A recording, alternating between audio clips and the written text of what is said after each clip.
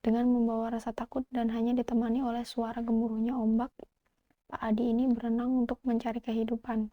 Hai gengs, Assalamualaikum warahmatullahi wabarakatuh. Selamat datang di channel Lila Surya. Cerita kali ini datang dari seorang bapak-bapak yang selamat dari maut. Beliau selamat dari ganasnya gelombang air laut pantai selatan. Sebelum kita masuk ke ceritanya, jangan lupa klik tombol subscribe, aktifin notif loncengnya, dan buat kalian yang suka dengan video ini, jangan lupa like dan share video ini ke semua media sosial yang kalian punya, biar teman kalian juga ikut ngedengerin cerita ini. Nah, cerita kali ini datang dari seorang bapak-bapak yang minta disamarkan namanya, sebut saja Pak Adi. Beliau ini berasal dari Jawa Timur, tepatnya dari kota Banyuwangi.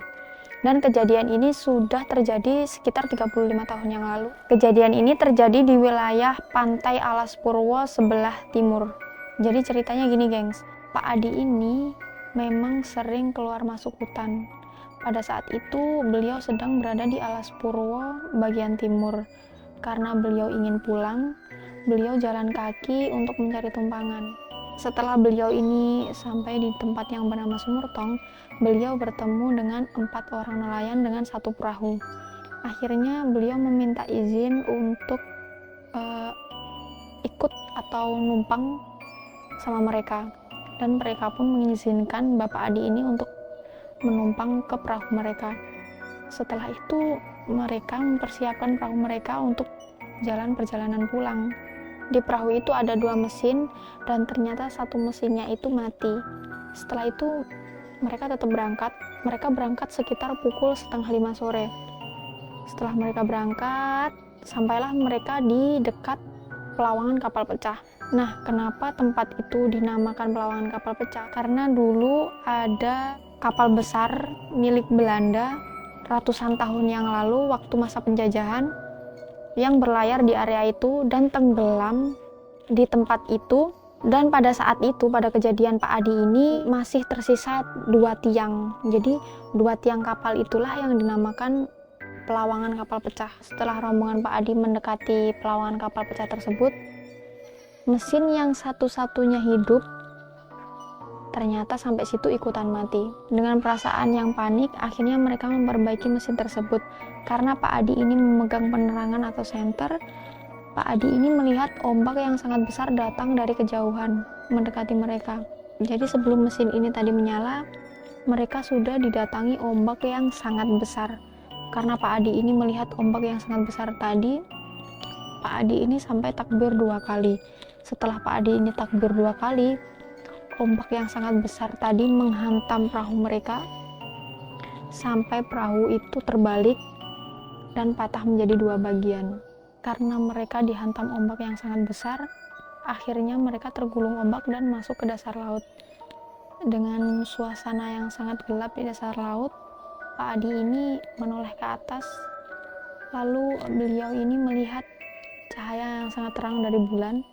Dan kebetulan pada saat itu bulan itu hampir penuh, jadi cahayanya itu sangat-sangat terang. Karena Pak Adi ini melihat bulan tersebut, akhirnya beliau berusaha berenang untuk naik ke atas.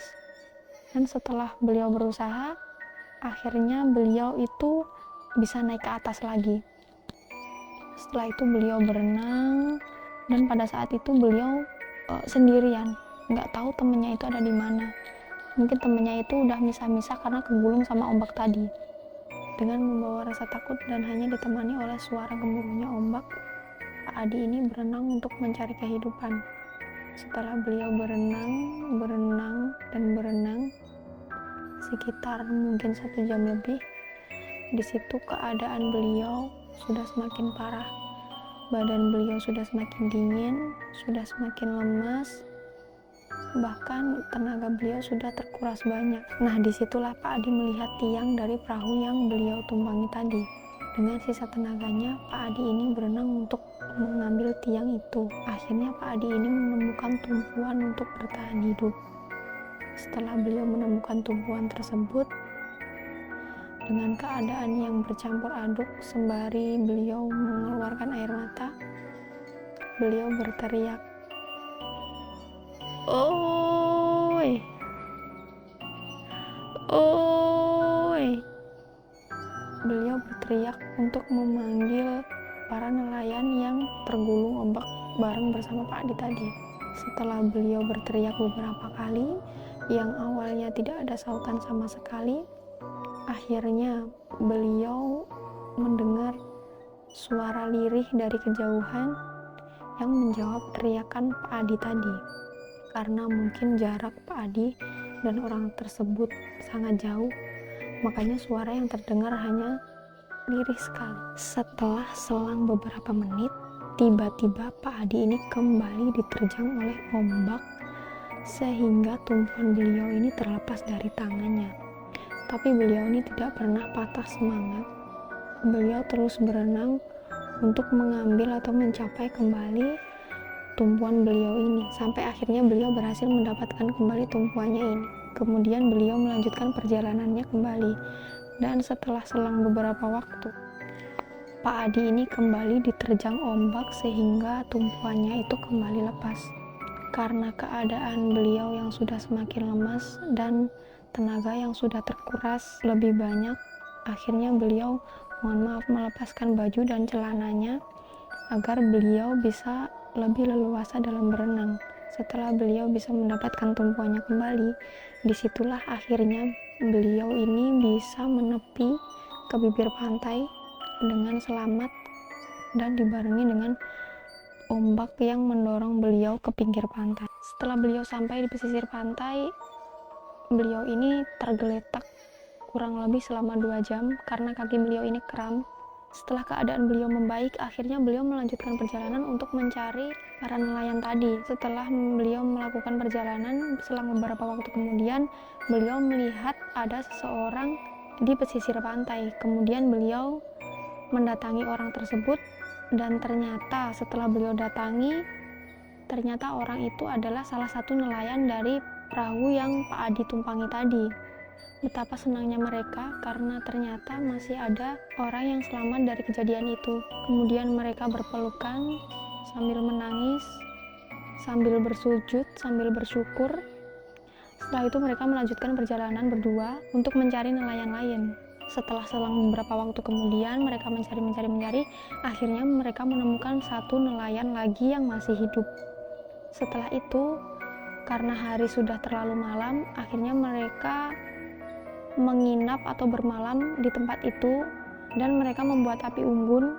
Setelah keesokan harinya, setelah malam berganti menjadi pagi, mereka melanjutkan perjalanan mereka untuk mencari nelayan yang masih belum ketemu. Setelah mereka mencari, akhirnya mereka menemukan 2 nelayan lainnya dalam keadaan sudah tidak bernyawa.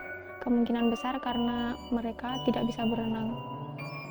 Cukup sekian video hari ini. Jika ada salah kata atau banyak kekurangan, mohon maaf yang sebesar-besarnya. Dan terima kasih banyak buat kalian yang udah klik video ini. Thank you for watching and see you the next video. Bye-bye.